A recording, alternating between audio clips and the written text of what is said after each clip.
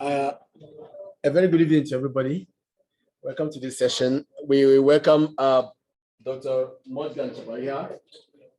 She was supposed to be here physically, but due to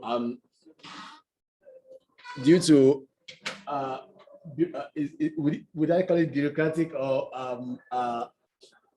visa restrictions, visa issues, sorry, delay in obtaining visas. She was unable to come here. That's why we are having the session live now, and she will be online with us. She would have loved to be here in person, but unfortunately, bureaucracy did not allow her to be here. But we are lucky to have her today. We want to thank Mojgan for accepting to give us this presentation. She was a few years ago like one of us here. She had a PhD here, and today she's a doctor, and she's going to give us her area of expertise. From her area of expertise, the best of what she knows how to do. So we have this session now. Dr. Mojgan, we are all ears. Thank you. Great. Thanks, Vincent. Hi, everyone. Thanks for having me today. Sorry, my voice is a little not very good because I think I have cold. So please bear with me. And today I'm going to talk about achieving human and ecological well-being through Sustainable Development Goals, or SDGs, in the case study of Iran. So I divided today's presentation into two parts. Part one is about human and ecological well-being and the SDGs. And in this part, I'm going to talk about well-being from an interdisciplinary perspective.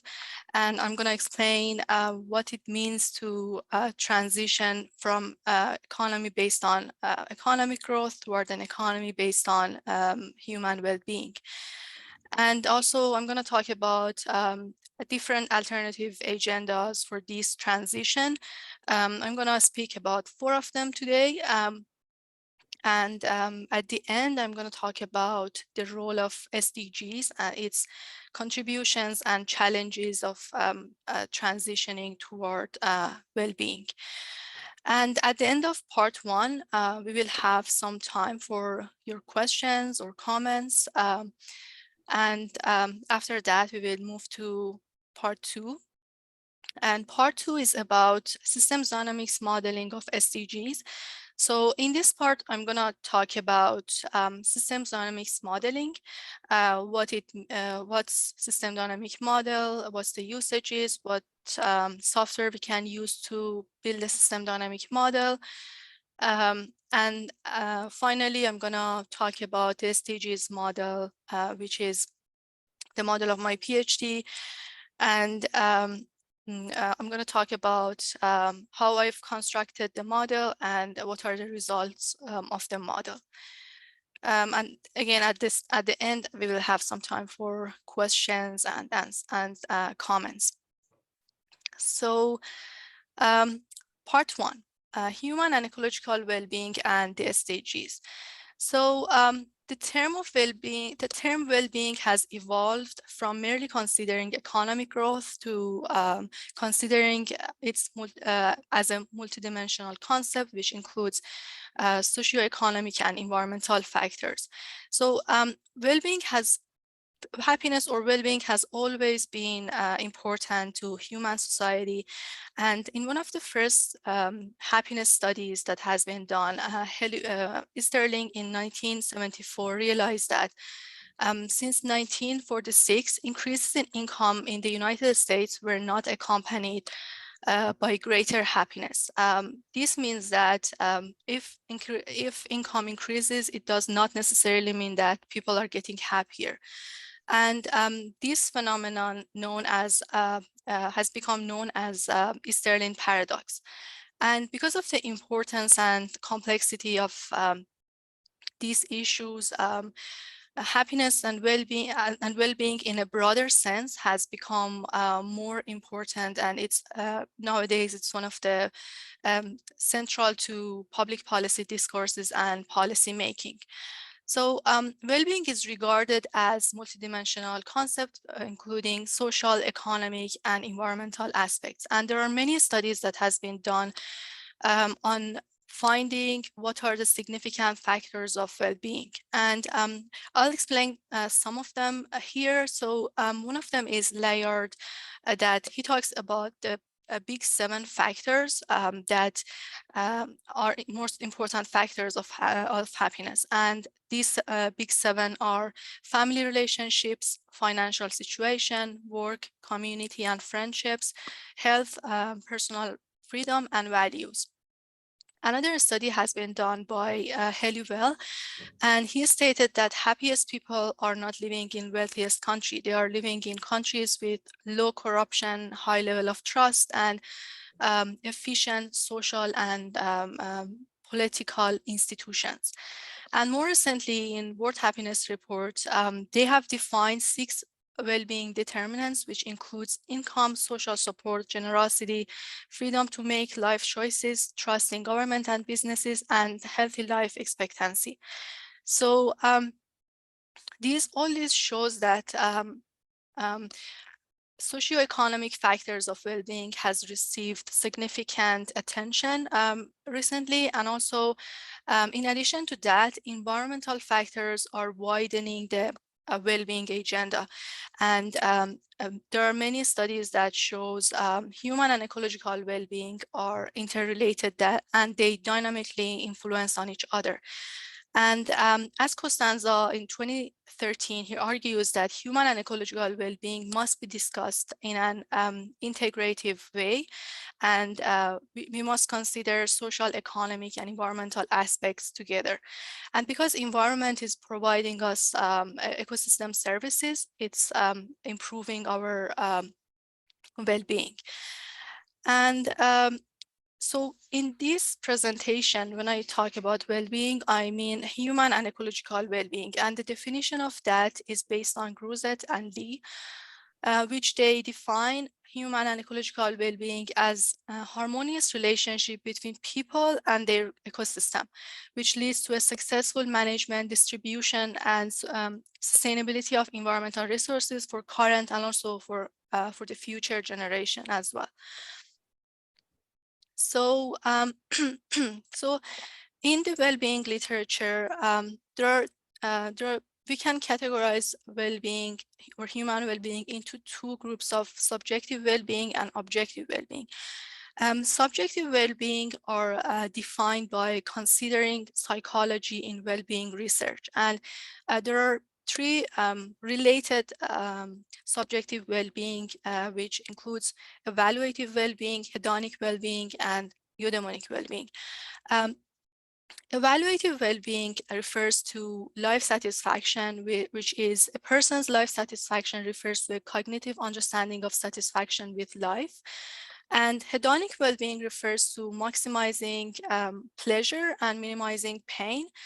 And eudaimonic well-being refers to having purpose of life and at the same time carrying out worthy activities. So these definitions shows that happiness is a part of subjective well-being, and subjective well-being is broader than happiness. And most of the subjective well-being research are done through surveys and interviews, and then based on their responses of the respondents, they measure happiness and life satisfaction or any other related concept.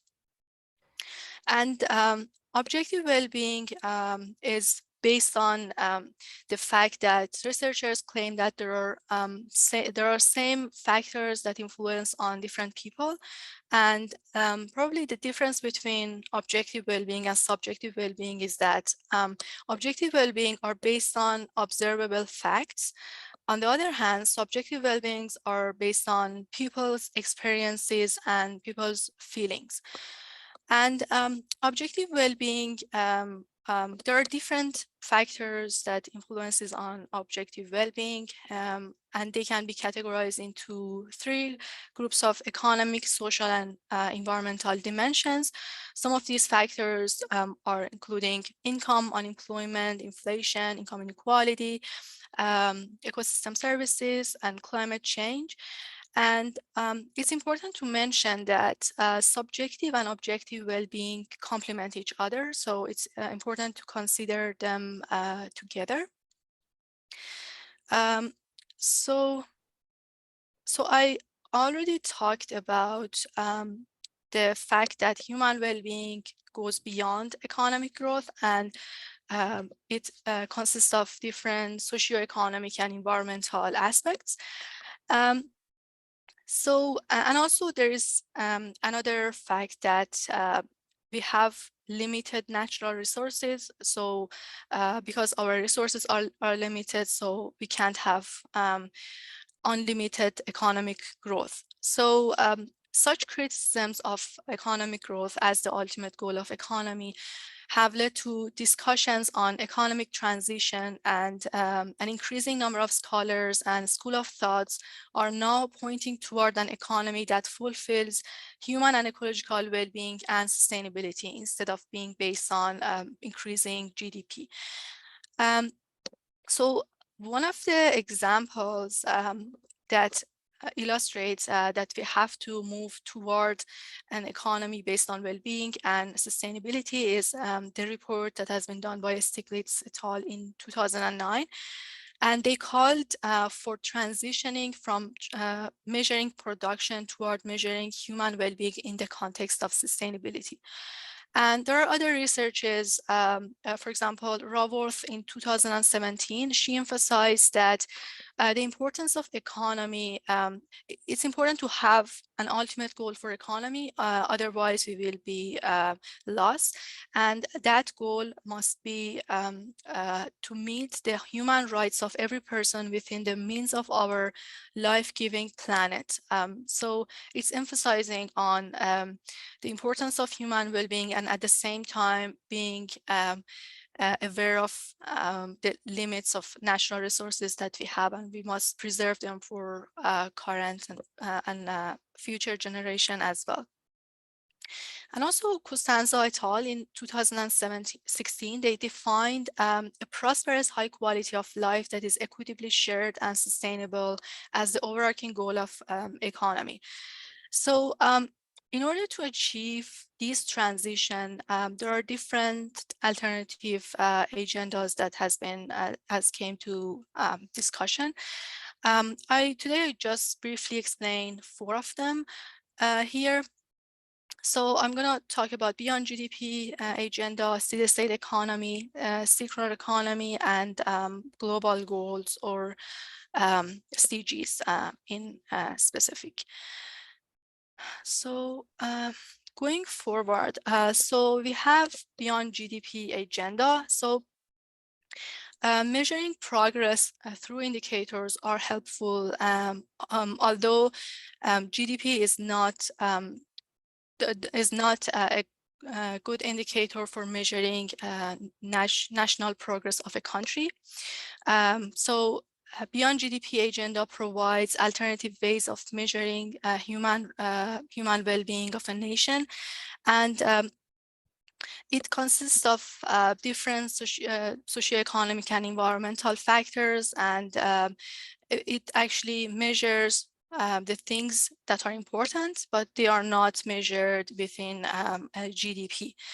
And some of the beyond GDP indicators that have been published already are gross national happiness, or genuine progress indicator, Happy Planet Index, even HDI, and Canadian Index of Wellbeing.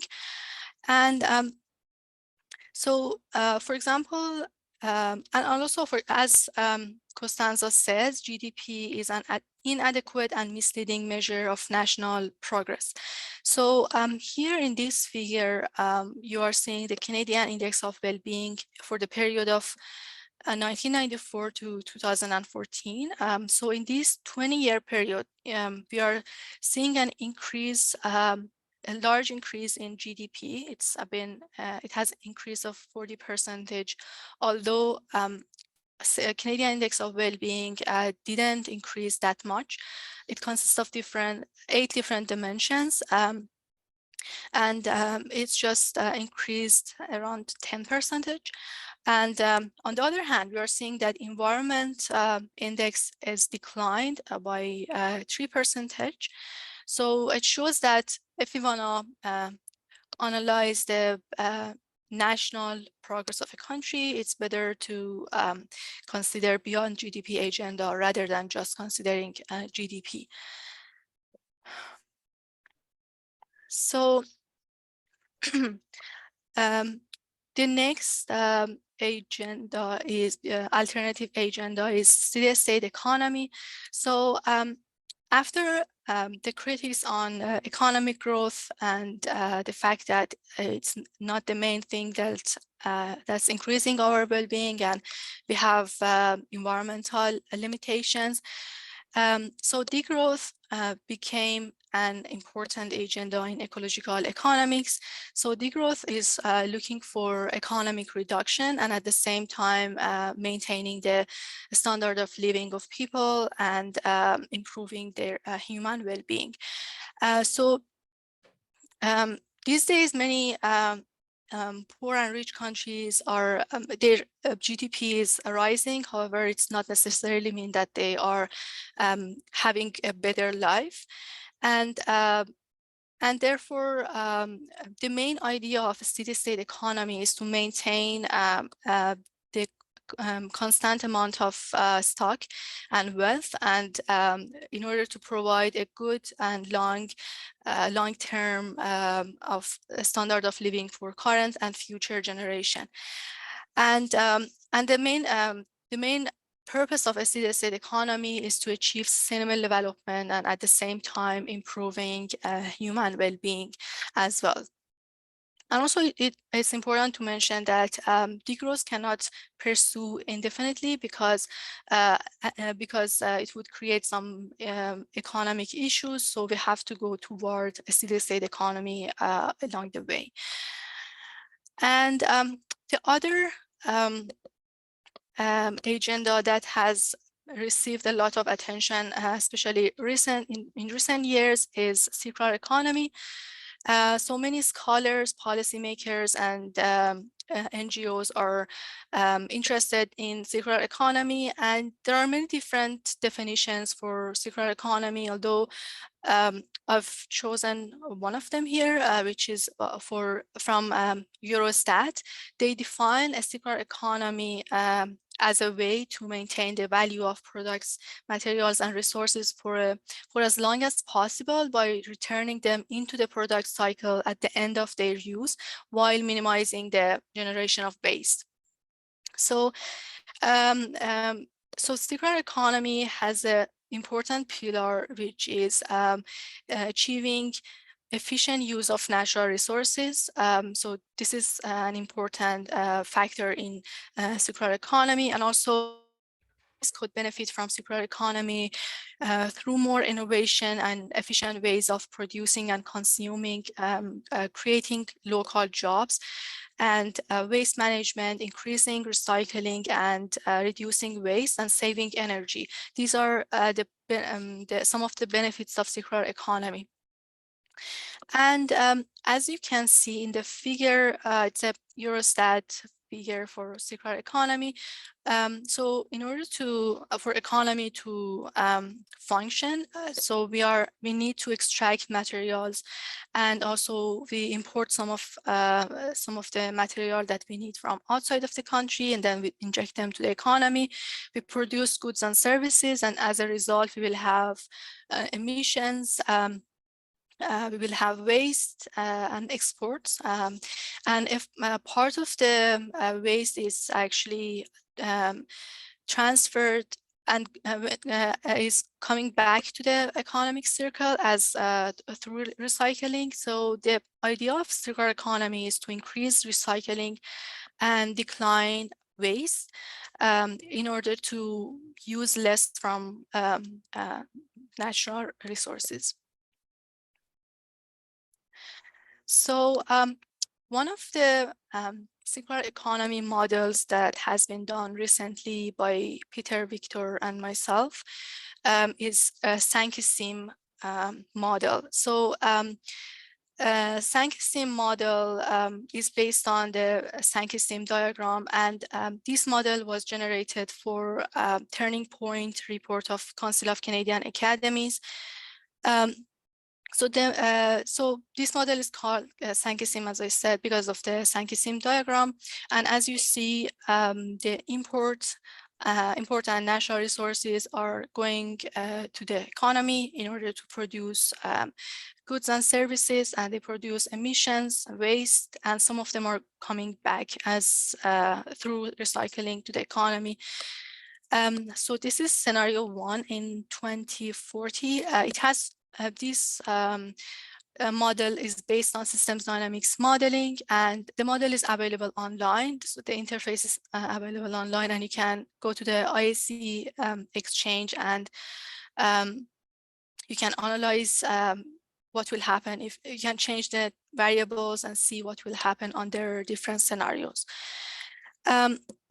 So the scenarios that are considered in this model includes business as usual. The second scenario is adopting EU 27 approach on circularity. The third scenario is adopting France's circularity in Canada. And the last one is adopting EU 27 plus net zero. So the model measures circularity rate so that if you see the figure for Canada in 2020, the circularity rate is 6%, although if we go toward scenario 3 and 4, it could rise to 20% in 2040.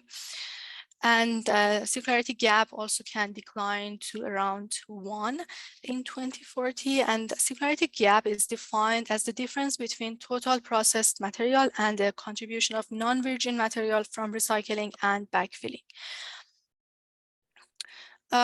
So going forward, we have sustainable development goals. So before Sustainable Development Goals, we had Millennium Development Goals, or MDGs.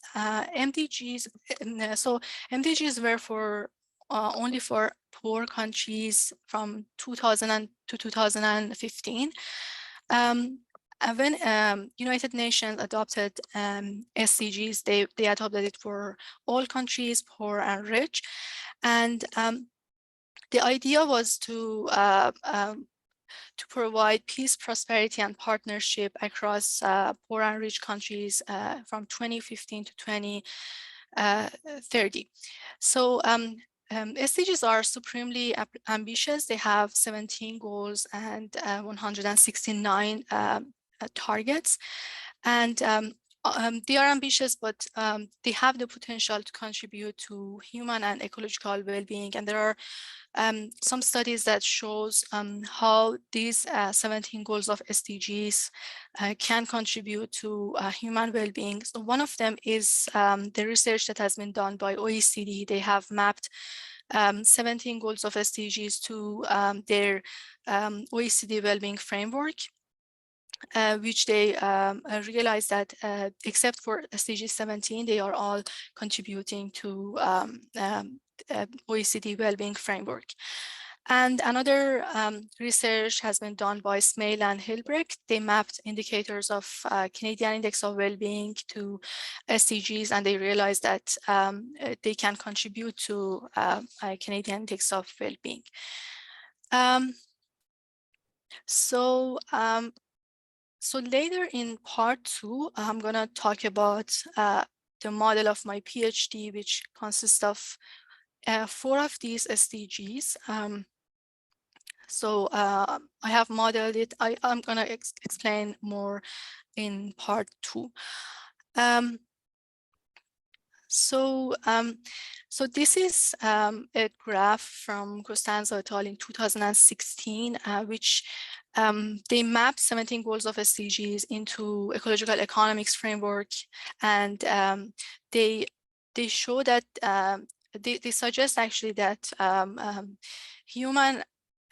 that SDGs must have overarching goal, and this overarching goal must be a prosperous, high quality of life that is equitably shared and sustainable.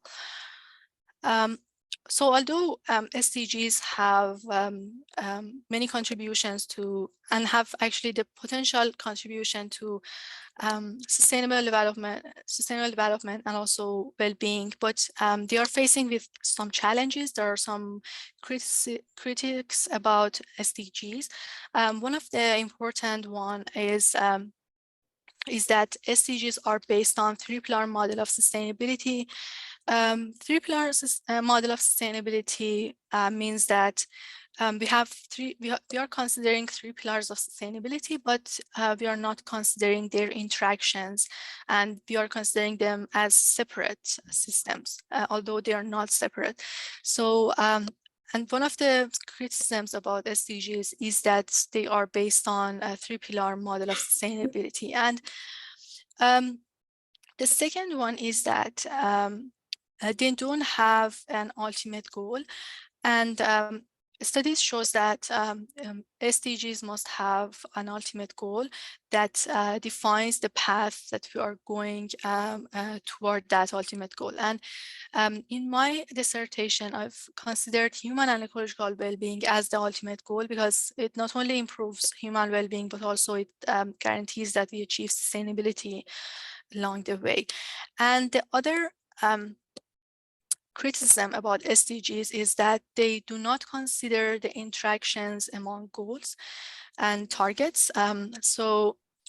Interactions includes both synergies and trade-offs. Synergies means that if we are achieving one of the SDGs, this might reinforces achieving another SDGs, and this is a synergy or positive effect. Or on the other hand, we might have a trade-off. Some of the goals of SDGs or some of the targets of SDGs, they may have trade-offs with each other, which means that achieving one of them might mean we are canceling achieving the other one. So the idea of implementing SDGs is to maximize these interactions. It means to maximize these synergies and minimize these trade-offs. And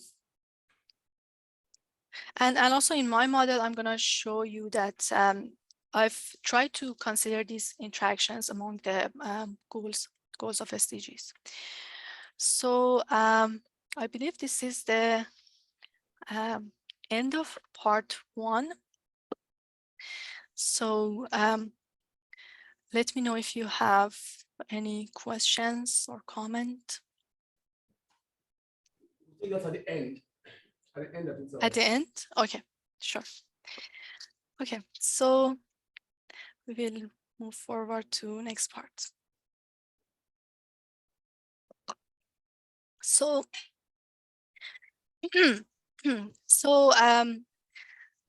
part 1 is about systems dynamics modeling of SDGs. So in this part, I'm gonna talk about system dynamics modeling, what's system dynamic modeling, how we can build a system dynamic modeling, what are the softwares that we can use to implement it, and what are the usages of system dynamic modeling. And finally, I'm going to show you the SDGs model of Iran, which I'll explain the overview of the model, how I built the model, and also how what are the results of the model.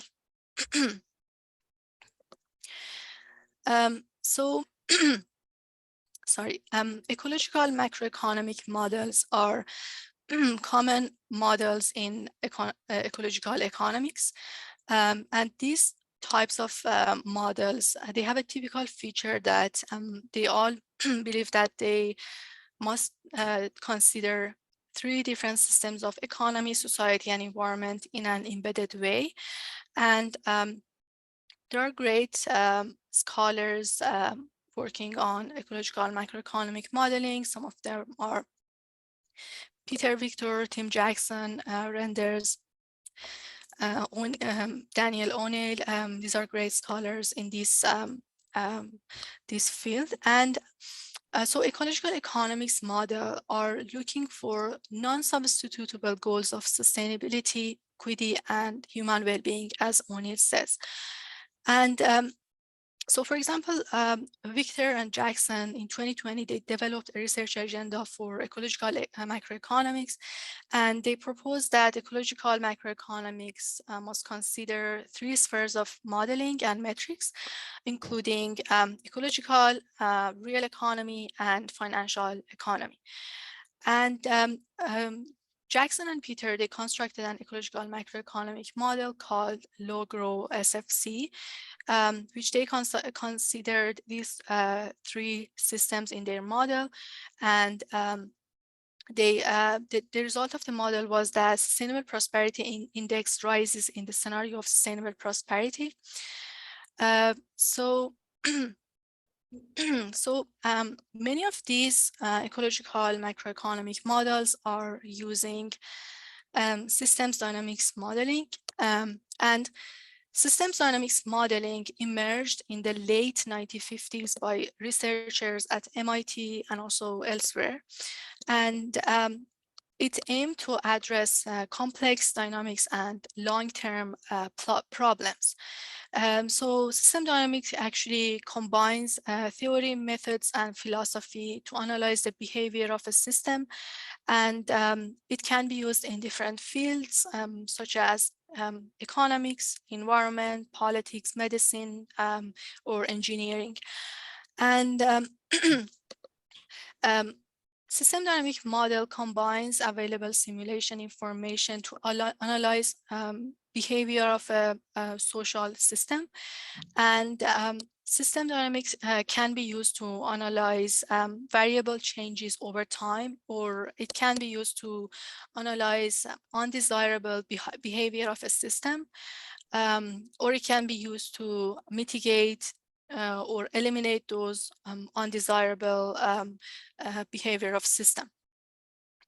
And one of the features of system dynamics is that they include 2 types of variables, stock variables and flow variables. Stock variables are like population. So if we consider that we have a pool of fishes, for example, we have 100 fishes, and then the birth rate is 1 fish per day, then that pool of fish, which is 100, this is the stock. This can accumulate or deplete. So if fish's birth rate was 1 per day, then 1 fish goes to the stock of fish, and it adds to the stock. Or if they die, it will come out of that stock. This is a flow variable that comes out or goes into the stock variable. Another example, actually economic example, would be government debt. So whatever government debt that we have right now would be the stock variable, but the revenue and expenditure of the government would be the flow variable, which goes to or comes out of the stock of debt. So yeah, this is stock and flow. And so there are different usages that we can have through systems dynamics modeling. We can use system dynamic modeling to analyze, understand, quantify, visualize, predict, and even simulating various world aspects. And the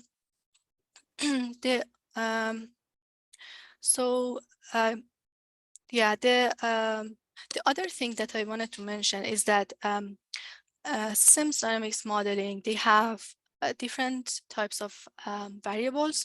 They have exogenous variables and they have endogenous variables. Exogenous variables are the ones that we get them from outside of the model. For example, we want to measure GDP, and for example, we will consider that we will get the consumption part of GDP from World Bank data. So that's an exogenous variable. But if we measure that consumption within the model, that would be endogenous variable. Yeah, so this is another feature of systems dynamics modeling. And there are different software that you can use to construct or build a system dynamic modeling. Two of them that I used are Vensim and Stella. Vensim is a free resource, so you can. So I was using it for a little while, and it was free. So it's a good tool. It's very user friendly. You can work with it easily. You can learn it quickly. And the other one that I used mostly is Stella. Stella is not free, but the student version was reasonable, has reasonable price. So Stella is also very good. You can learn it easily. It's user-friendly again, and it provides a feature that you can publish your model online, and everyone can go to their ISE website and they can search your name or the model's name, and then they can run the model. You can change the sliders, variables, and yeah, you can publish it. You can publish the whole model, including equations, or you can just publish the interface of the model. So for example, myself, I have published my model on ISE Exchange, and I just published the interface of the model rather than the whole model.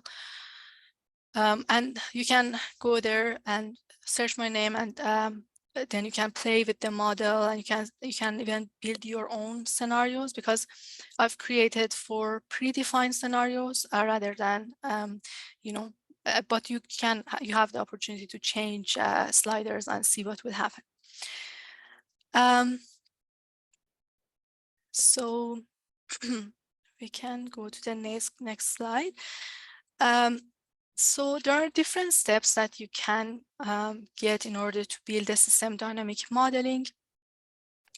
I've used the Barlas's 7 steps that he mentions. So this slide, this shows that it's linear, but in reality, it's not really linear. So you may start from the first step, go to the second one, and then maybe you come back and revise your problem, and then go again, go forward, and again, go to the 4th step, come back and revise. Then this will happen a lot until you finish the model and you finalize the model. So so the first step that he defines is problem identification. So firstly, you have to define what's the problem that you want to solve. So for example, I wanted to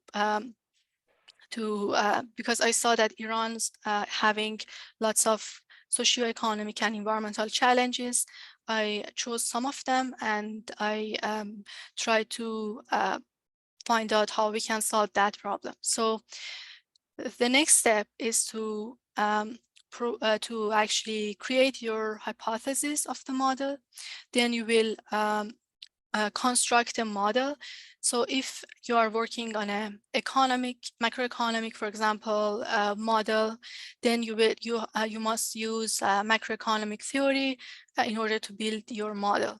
Or if you are working on engineering model, then you will use engineering types of equations in order to build and construct your model.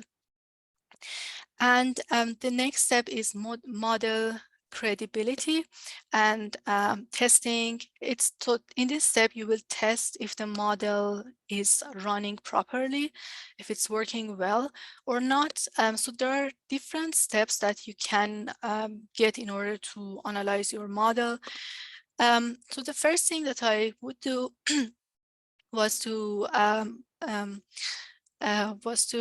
actually, so for example, if I measured GDP within the model, I would go to World Bank, for example, and check check the, for example, GDP in 2020 with GDP in my model. I would compare it with the GDP number in World Bank data sets. So if it was close enough, then we would say it's reliable. There are other different things that you can use to analyze if the model is reliable or not. The other thing is that your model must work under extreme circumstances. So if you give the model an extreme value, does it still working properly or not? The other tool that you can use within Stella, for example, is sensitivity analysis. Sensitivity analysis is really helpful for analyzing and testing your model. So sensitivity analysis is a series of simulations that Stella runs, and you can give, so you can, for example, simulate different parameters. So for example, you can simulate different simulation series for one parameter and see what will happen to the output of your model. And in this way, you can see if the model is working properly or not.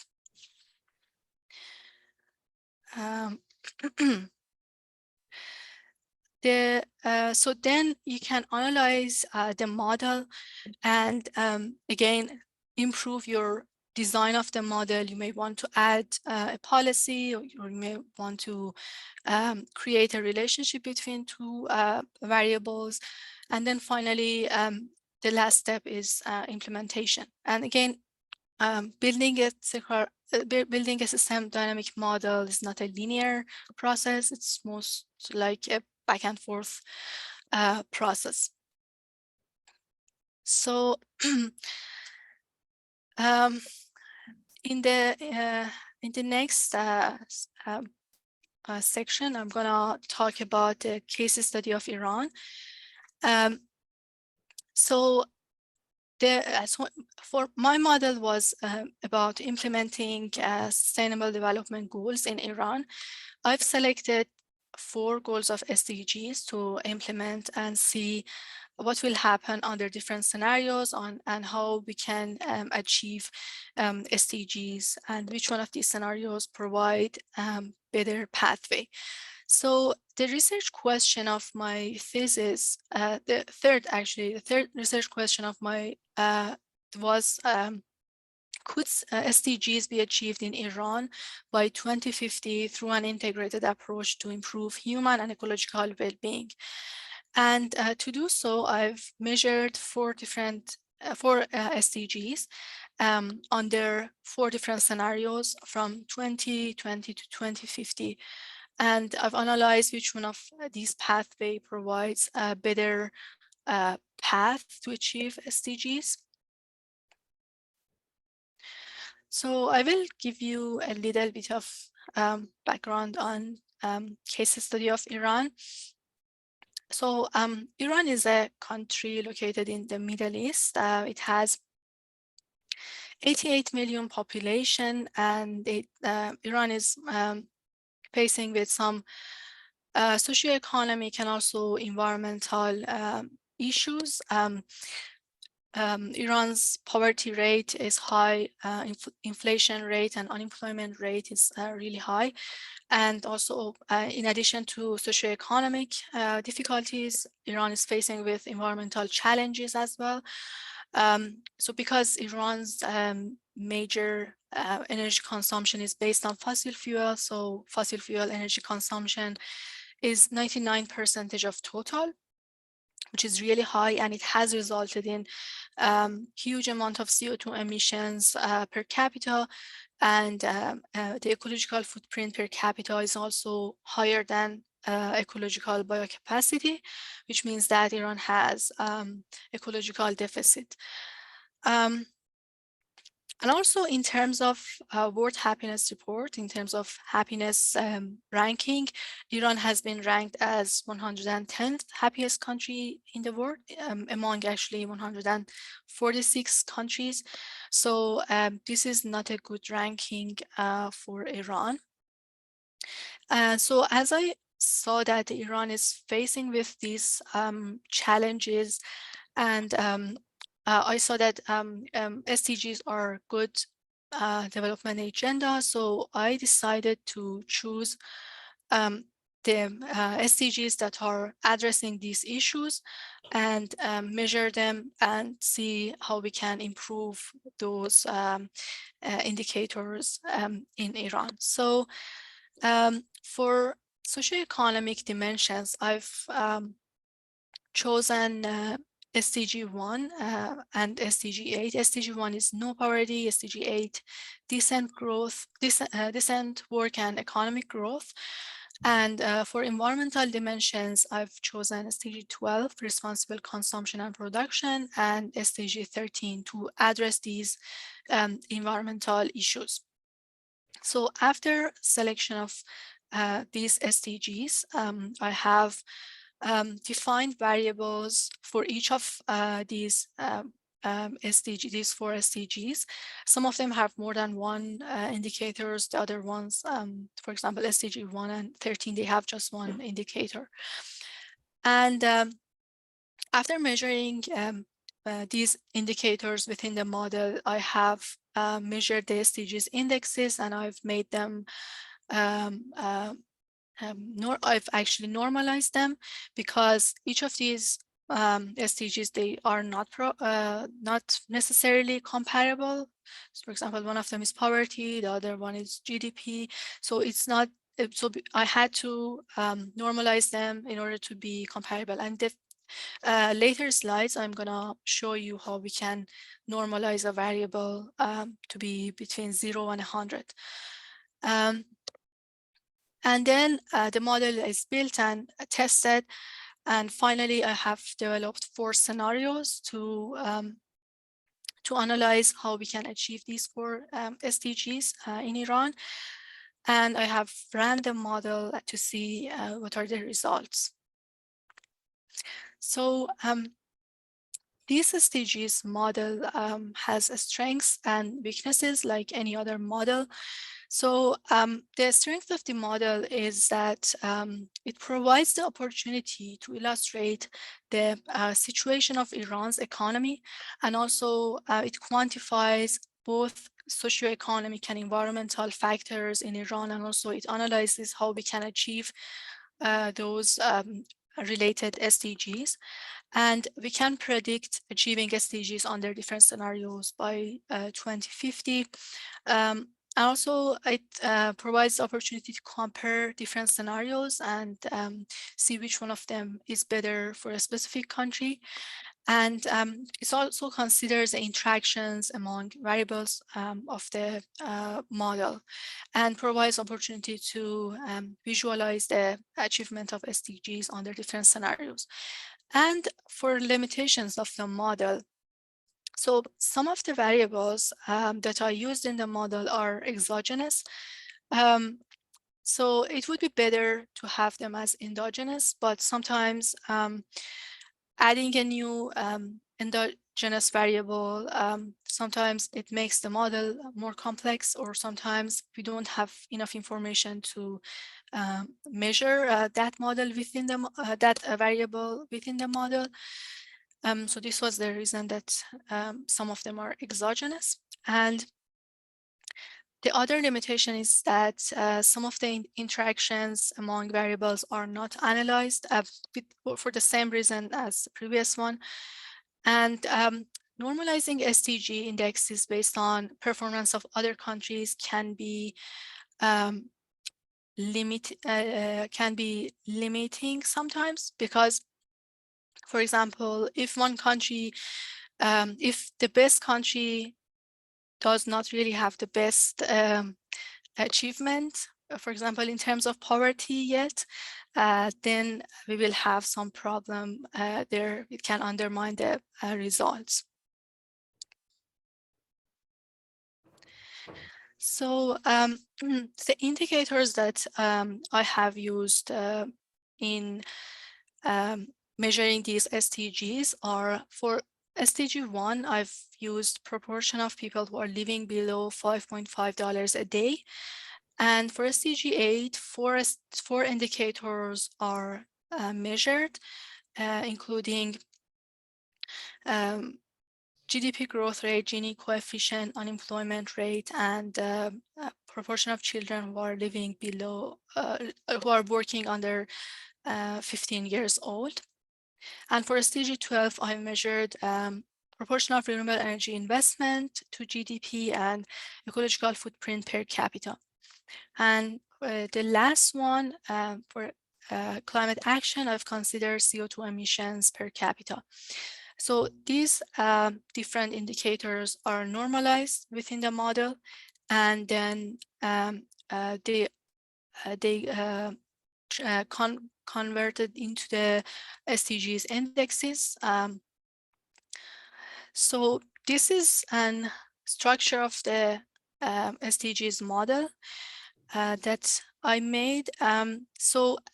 As you can see in the legend, the exogenous variables are in the gray rectangles, and endogenous variables are in green items. So exogenous variables are the ones that I got from outside of the model, like World Bank or any other data center. And endogenous variables, the green ones, are the ones that are measured within the model. And then these, after these exogenous, these variables here, after they are measured within the model, I have normalized them into 4 different SDGs.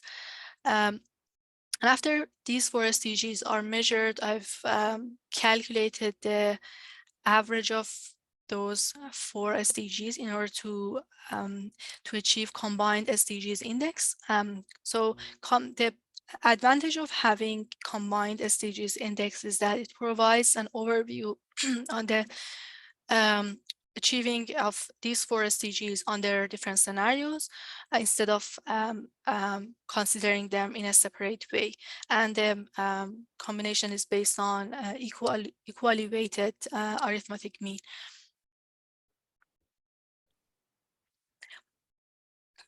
So this is a causal loop diagram of the SDGs model. So it's very common to design or to draw a causal loop diagram for systems dynamics modeling. It's very useful and informative. So you can use it to show others the structure of the model, or you can use it sometimes even to help yourself to build the model. It doesn't have equation here, but you can use it to get the idea of what's going on through an overview of the model. And so here we have 2 types of effects. We have positive causal effect and we have negative causal effect.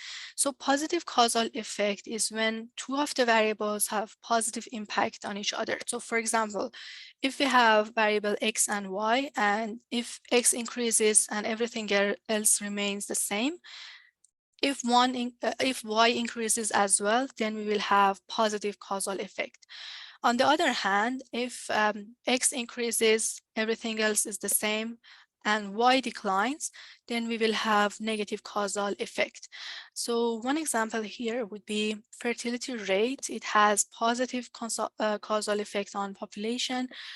On the other hand, immigration has negative causal effect on population. So So SDGs model includes 4 different scenarios. It has been analyzed for, or it has been simulated for 2020 to 2050, although SDGs are for a period of until 2030, but I have increased or expanded the horizon in order to see what will happen if we give Iran more time. So these scenarios of this model can be categorized into 2 groups of scenarios: conventional scenarios and transformational scenarios. Conventional scenarios are based on conventional policies, and they continue the same trend as usual, and they don't have any kind of progressive policy changes. And one of them would be business as usual. Business as usual continues the same trend as of now. And the other one is inclusive growth. Inclusive growth is also a conventional scenario, but it considers to have higher GDP growth rate and higher population growth rate, and also it considers that we have income redistribution policies in order to decline Gini coefficient and inequality. So the second type of scenarios are transformational scenarios. Transformational scenarios are based on transformational policy changes. They are more radical than the conventional scenarios. One of them is city-state economy. City-state economy in this model is based on 0 GDP growth rate. So, and it's supported by other types of socioeconomic and environmental policy changes, such as reducing work hour, increasing income equality, and having carbon tax, and also transferring money from fossil fuel industry into renewable energy investment. And finally, we will have well-being for people and planet. This scenario is basically based on, it does not control for GDP. So GDP continues to grow, but it considers radical socioeconomic and environmental policy changes. It has higher carbon tax than the previous one. It has work hour reduction. It has income inequality policies to actually decline in inequality, income inequality. So this is a more, this provides more information on these different scenarios. So for example, GDP growth rate is 0 in the third scenario, and in the last one is we do not control that, and carbon tax is $50 to $80 per ton. So previously I told you that in order to be able to compare SDGs, compare different variables, we have to firstly normalize them. So what I did for normalizing these variables was that it's a similar equation to what human development indicator uses to normalize the indicators. So this normalizing means that we will achieve a number between 0 and 100, which if the number is 0, then it means that we had success in achieving, if the number is 0, it means that we failed in achieving SDGs. And if the number is 100, it means that we have achieved SDGs. And so, for example, if we want to normalize poverty for Iran, so we will, so the poverty one, the first poverty, it means the poverty of the case study that you are working on right now. So you will put that number in the equation, and the minimum poverty is the minimum that is desirable, which is 0, and maximum poverty is the worst case scenario in the world, which one of we will check and see which country has the worst or highest amount of poverty, and then we will put that number here and we will get a number between 0 and 100. So in this way, we will be able to compare different types of indicators with each other. So so here is the result of the SDGs model of Iran. So so in this figure, you will see that SDG 1 is the best scenario to achieve SDG 1 is well-being for people and planet and inclusive growth. And the reason that that these two are the best is because they consider income redistribution, and therefore it had improved poverty situation in Iran. For SDG 8, 4 different indicators are measured, normalized, and then converted into SDG 8 index. And the result is that the worst scenario for implementing SDG 8 is business as usual, the blue line. It's going gradually down. On the other hand, inclusive growth and well-being for people and planet provide the best pathway for achieving SDG 8. It's followed by steady-state economy. And so for the environmental SDGs, because I have considered environmental policy changes only for the last 2 scenarios, or steady-state economy and well-being for people and planet. Therefore, we are seeing that in those 2 scenarios, SDG 12 is increasing, which means that we are going toward achieving them, although we are not there yet, even in 2050.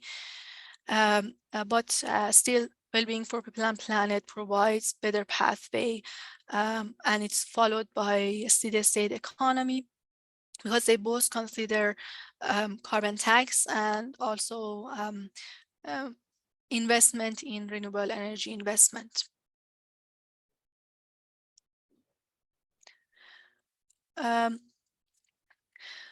For SDG 13, which is climate action, I've measured CO2 emissions per capita. And after normalizing, we see that CO2 emission, so SDG 13 is best achieved in well-being for people and planet. And the worst is inclusive growth, because GDP is increasing, but at the same time, we're not having any environmental policy changes. This figure, so this shows 4 SDGs, 4 different SDGs at the same time, and we can see. So because SDGs are supposed to be implemented by 2030, and I expanded the horizon until 2050, so we can see that it's getting better over time. We are improving a little bit. Although it's not still enough in none of these 4 SDGs, we are not achieving any of them under any of these scenarios. Although, as we can see, well-being for people and planet provides better pathway rather than the conventional scenarios like business as usual or increased inclusive growth. So this is the SDGs radar. This is the same result as we see previously, but in a different way of visualization. So if we achieve to the edges of this radar, then we are achieving SDG. And if we are approaching toward the center, then we are failing in achieving SDGs. And in 2030, we see that in terms of environmental indicators, SDG 12 and 13, the best scenario are well-being for people and planet and city-state economy. On the other hand, for the socioeconomic indexes, both well-being for people and planet and also inclusive growth are the better pathways. And if we increase it into 2050, so this was 2030, and if we expand it to 2050, we see that we are moving toward the edges, especially in terms of SDG 12 and 13. So we see the improvement, although we are not still quite achieving SDG, these 4 SDGs. This is the combined index of 4 SDGs. So it's based on calculating the arithmetic mean of 4 SDGs in order to analyze how we can achieve 4 of them together. And this provides a better, probably, overview than reviewing one by one. And based on these combined index of 4 SDGs, we see that the best scenario for implementing these 4 SDGs are well-being for people and planet, and it's followed by a city-state economy. And the 4th scenario is business as usual.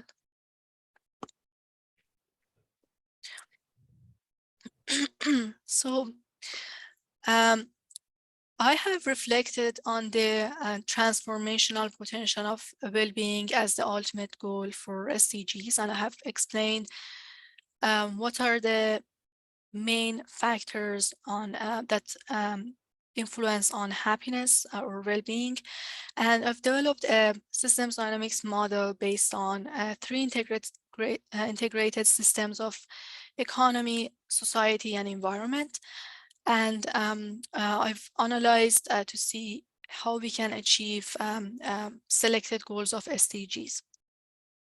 And then so this model has predicted the progress of implementing 4 SDGs to improve human and ecological well-being. And I've studied on different scenarios to determine which one of them provide better pathway. And this study has deepened the understanding of alternative agenda, including city-state economy for a developing country, because usually these types of alternative agendas are experimented on developed countries rather than developing country. So in this sense, it's kind of novel. And so to conclude, this research, so we can conclude that transitioning toward an economy based on human and ecological well-being in the context of sustainability is necessary. And the potentials of SDGs can be delivered through implementing them based on an integrated approach that considers human and ecological well-being and also sustainability. And so based on the model, the SDGs model, we realized that transformational scenarios provide better pathway for achieving SDGs.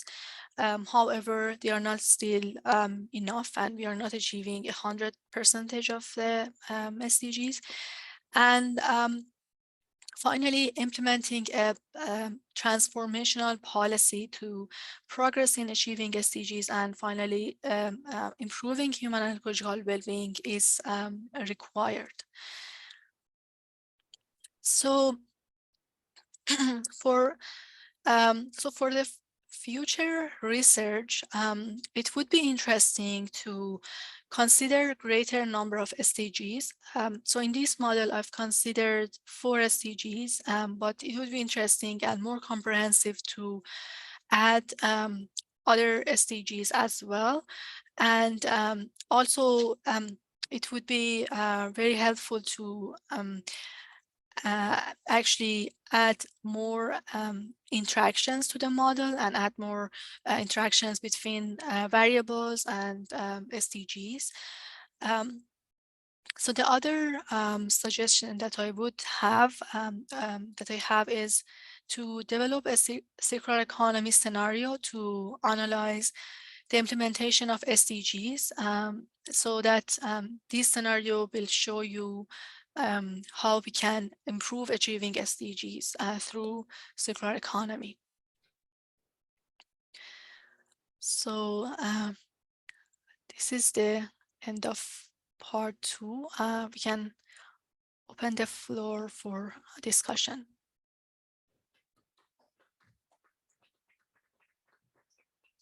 Thank you very much, Mojgan. Thank you. It was a wonderful one. At this point, we would like to take questions, contributions, and then Sorry. Can I get my pen? Just Okay, first. You can go ahead. Go ahead. How many questions can we take? Let's see. Why she gets her pen. How many people are up for questions? I can. Okay, good. Any more questions? SDGs, these are areas of interest to us all. It affects us all. Mm-hmm. Any other question? You guys should be thinking of your thesis by now. What areas would you like to research on? How can you integrate this modeling pattern to your studies? What areas of studies are you really interested in furthering your interest in? These are areas of interest that might interest you as well. So let's have a question quickly. I also have mine. Thank you for the presentation. It was really interesting to see all the way you went to do the modeling and to get to the conclusions. And I used to work with civil society organizations, and it's really important for us to have different mechanisms or different tools to influence the government to think about their development projects for the future, or to draw or change economic policies, or to help the government to think other ways of doing politics to achieve the SDGs goals. Do you think this could be a good tool for universities, academics, civil society organizations to demonstrate how different perspectives of development could achieve different goals? Do you think it would be useful to give access to this kind of metrics or models, or popularize this kind of methods to discuss achieving SDGs to improve or to get to the objective at the end? Yeah. Thank you very much for your question. I think it's a very good point. And in my opinion, it would be really helpful to build these kind of models and to visualize the result of how we can achieve SDGs or any other types of development indicators, because I think usually it's easier to influence on people or governments or policymakers through numbers, through visualizing the results. So in my opinion, it would be really helpful, because it's also important that you will see for a specific case study, for example, for Portugal or for Iran or for any other country, what are the best practices that we can have, because you already are creating different scenarios to build different stories actually. So one of them is based on, for example, economic growth. What will happen if we have economic growth, and if we focus on that, do we achieve those goals that we are looking for? If we are looking for sustainability, so maybe we go toward another path and consider more multidimensional aspect. And I think the other important thing is that is the objective of every country or every organization. So what's their goal? What do they want to achieve? Is the goal of them to improve human well-being, or is it to improve human well-being and at the same time be careful of the environment and provide sustainability for the future? And definitely these types of modeling can have positive influence on them. So yeah, but that's a really good question. Yeah, thank you very much for the answers. Can I ask this question?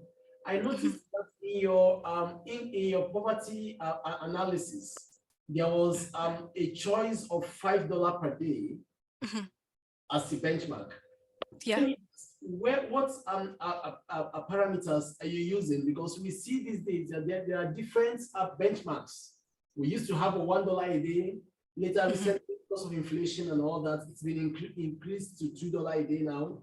And now some people are coming out to $2 a day. And I was surprised that I saw $5 a day. I was like, whoa, where is that coming from? And if you can reduce it to $2 a day, do you think Iran can achieve the SDG #1?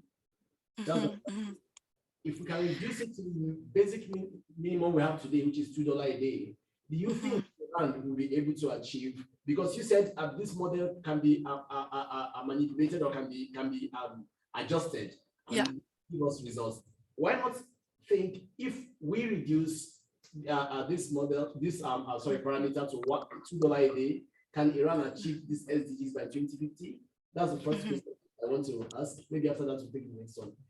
Yeah, actually that's a great question. So I chose $5.5 because Iran is not an underdeveloped countries. So I remember I used the definition of World Bank in order to choose a $5.5 a day. So if I chose if I chose $2 a day, then the threshold would be lower, and then it would be easier for Iran to achieve SDGs. And I think if you go online, you can change the slider. I believe you can do that, but I'm not sure. But you can. I can change it into $2 and then see what will happen if we have that one instead of $5.5. But I think for country of Iran, $5.5 makes more sense rather than $2. $2 would be really low, so everyone would be over poverty rate. So it's better to have $5.5.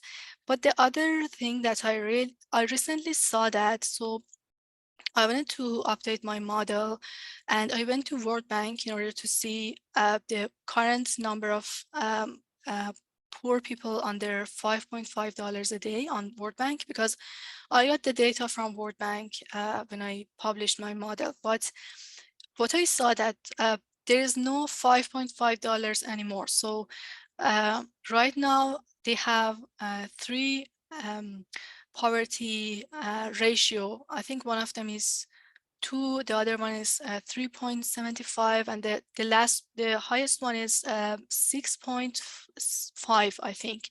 So they don't have $5.5 anymore. So I can't actually compare it with my model. But that's a good point. I think if we reduce it to $2, probably the number of poor people will decline. Thank you very much. Still on that, I have my reasons. You see, if you remember that back then during our PhD days, I asked Francisco Carvalho this question: is Portugal the rich country?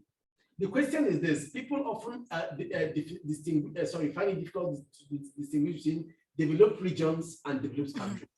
You understand? Right. One thing is this: it is one thing to have a developed region, to belong to a developed region, like Portugal is in a developed region, but it is another thing to be a developed country. If you use it, you see in the World Bank, they have these three layer parameters, where they have one for low income countries, $2 a day, middle income countries, $3.75 a day, and then the one for higher income countries, where we have 6 point something now, which is for developed and higher income countries. You understand? The reason why they have that distinction is to distinguish between the purchasing power parity in each of these countries. So I think since Iran belongs to a middle income country, it is fair enough to use 3.75. That's for the first one. Then my second question was going to be the issue of what countries do we think can achieve SDG? Because we are gradually getting we are gradually getting to 2030. By 2015, we were all here in 2015 when the report of 2015 came out, and MDG was a total failure in developing countries, especially in Africa, where I come from. You understand? Most of the countries there, the MDGs never met anything close to the benchmark. And now we are close to 2030. What country do you think can achieve SDG?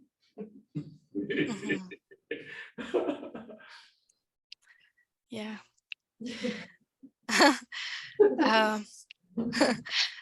That's a really fair point, I think. Yeah, SDGs are really ambitious, and MDGs were not as ambitious as SDGs. They were just 8 goals.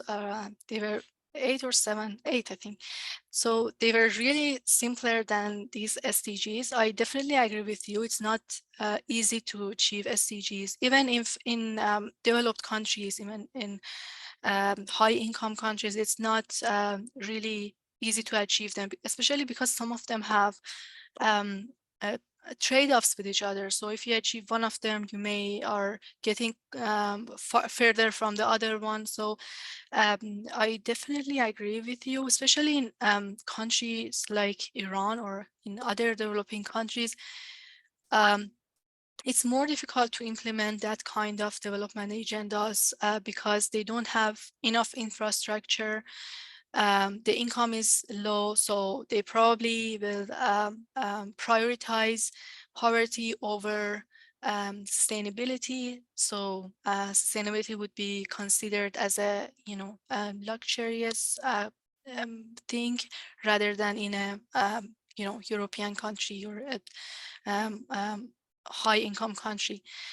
That's absolutely right. And there are other issues as well. So Iran is not necessarily happy with SDGs because it's been published or adopted by United Nations. So we have that forces there too that may become as challenges, become as obstacles for implementing SDGs. And also the other thing that makes it more difficult is that if different parts of government want to implement SDGs, they have to work together. And in order to work together, it makes it really hard to minimize the the trade-offs and maximize the synergies. Although these are the real challenges that exist, but still I think they provide a good framework for sustainable development. Although I know it's not easy to achieve them, but I think still it's better to follow a guideline or a global goals rather than not having any approach for your path. So I would prefer to have them instead of not having them. Yeah. Thank you very much. One question strikes my mind often when when we talk of SDGs and in contemporary realities. I am going to ask this question. Sorry if I'm bombarding you with questions. I know it is. No, it's okay. With the post-pandemic realities we are having today, increasing cost of living, challenges with supply chains and the inputs, the post-Afghanistan crisis, which led to a regional, regional challenge, and then the global one, which the regional global one, which is affecting Europe and the world. the Russian war and the Russian-Ukraine war. Fair enough to call it that way, but I could choose to call it the Russian war in Ukraine. The Russian-Ukraine war, which has affected cost of living and then availability of certain commodities in the markets and all that. With other problems as well, it has to do with the interplay in the political realm, which is affecting economics. These are countries. Most countries today have this economic challenge that is making the government to adjust to its policies. We have France. The French president just survived the second vote of no confidence, and we know that the protests that have been going on in France have been affecting the economy locally. I was in France just a few weeks ago, and then the protests also here in Portugal also, though it's not as strong as France, but we know that these challenges within each country, within each areas, affect the economy internally. And if we factor all this in different countries and in different regions, what is this likelihood of having SDGs helping our economies, helping our politics? What is the likelihood of having countries pursuing the SDGs today? Because most of them seem to be distracted by these realities, and it is more difficult for governments to pursue our development agendas these days, because most of them are even struggling with welfare economics, because everybody is having the shock of this triple whammy: the pandemic, the war in Ukraine, and then climate change as well. Please, what do you think? It's just a discussion, not a question per se. Yeah, I think it's not easy to answer that question because it depends on the country. So probably it's easier to implement SDGs or any other types of development agenda in developed countries, the countries that have better social and political institutions, the ones that have trust and low corruption in the economy. And if they have better infrastructure within the economy, then it would be easier for them to implement ambitious goals like SDGs. But if we talk about another groups of countries that are, that are facing with, as you said, political issues, civil issues, or if they have some regional problems, like having instability in their region, like the Middle East region that has more instability than maybe most of other rest of the world, or maybe Russia and Ukraine, the same thing. So yeah, I think it totally depends on the country that we are talking about. And if they already have had enough economic growth, and if they already have developed themselves and made themselves prepare for other types of development, which is sustainability or SDGs, then it would be easier for them to achieve it. But for countries like Iran, definitely it's less likely to happen. I don't know if that answers your question. Thank you so much. Thank you very much. Just jumping in the conversation, it's not necessarily a question, but the SDG was guiding a lot of investment in development projects. That's true. And we are seeing in the last years that there are other actors putting a lot of money in development projects that are not necessarily connected with the SDGs. Yeah. And it's also in this scenario, this political scenario, I think it's also making this agenda more fragile for the next year. Because we are seeing that we are not going to achieve all the goals. We have other ways to think development projects. We have other actors in this scenario, in the political scenario. And we have a lot of unsatisfied people in the development country facing what development is discussing or is presenting as the ultimate goal. I think we are in the very unique Moments. historical moment. Honestly. And it's difficult to see what we are going, but I think what you are saying about it's important to have a guideline, Yeah. or you have something to guide in this moment that we are discussing what development is going to be, or Yeah. what kind of development we really want to achieve. Yeah. I still believe it's an important tool, specifically for other actors or civil society organizations that where I came from, to grab on and pursue in our countries. I'm from Brazil, so I'm from the developing world, and for us it's also important to have other civil society organizations or countries discussing the same agenda, so we can share knowledge, we can share examples or something like that. Yeah. So I think it's still important, Yeah. but I don't think it's going to be what is going to guide us. Yeah. But I want to quickly point something before she reacts to that. You see, there has been challenges with SDG itself. One big challenge is getting access to funds. Most of the NGOs have been complaining of inability to access funds, and we can see the effect is just showing up now with the collapse of the Credit Suisse Bank. You understand? It's been going on for a long time. It's been good, but it's just that they've been burying it. They've been burying it until it could no longer be buried. It's exhumed itself. You understand? The fact is that the NGOs and most IGOs have been having problems with accessing funds. SDGs have been stalled in many countries for almost 2 years now. SDGs have been stalled in many countries, and most NGOs we've had seminars or issues with or discussions with have always complained of inability to access funds. Remember, Donald Trump began by reducing our funding to the UN.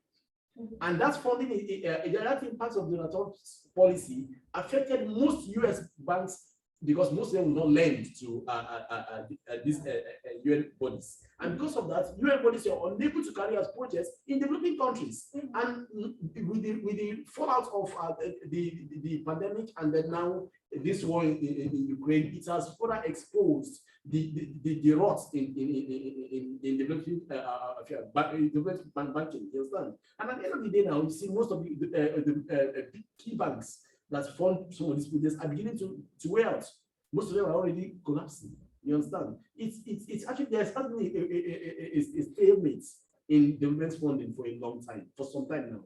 You understand? And this might go on in the foreseeable future, because these banks are yet to be stable.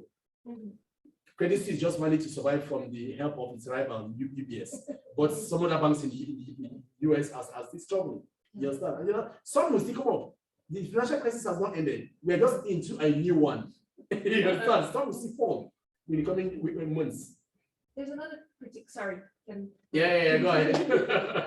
There's another critic from civil society organizations that the SDGs limited our possibilities to think differently on how solving problems, because we have targets and we have to accomplish that targets. So we have that agenda. So you don't have to think about education differently or as an area, but you have to target this, and this, and this. The projects are more strange, more specific.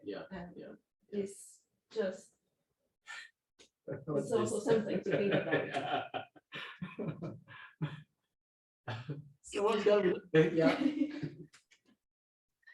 Yeah, this is a great discussion, and I agree that SDGs are not the best development agendas, and every year we will have a new types of agenda. We will have still state economy, we will have degrowth, so it's kind of evolving based on what we need.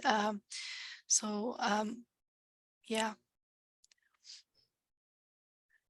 And the point on the failure of MDGs is important too. Although for Iran, I think it wasn't like that. Iran had some success on MDGs.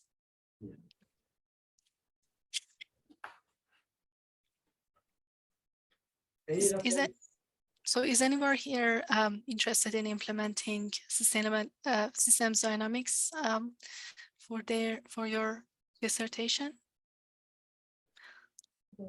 No. Nobody in this. She could be of help. You might think about it tomorrow. She could be of help. Yeah. Yeah, I was trying to convince you on this. Yeah. Maybe you're getting okay with the NGOs before might be interested in doing something like that. Thank you so very much, Mojgan. It's been so Thank you wonderful so much. discussing your our research area with you.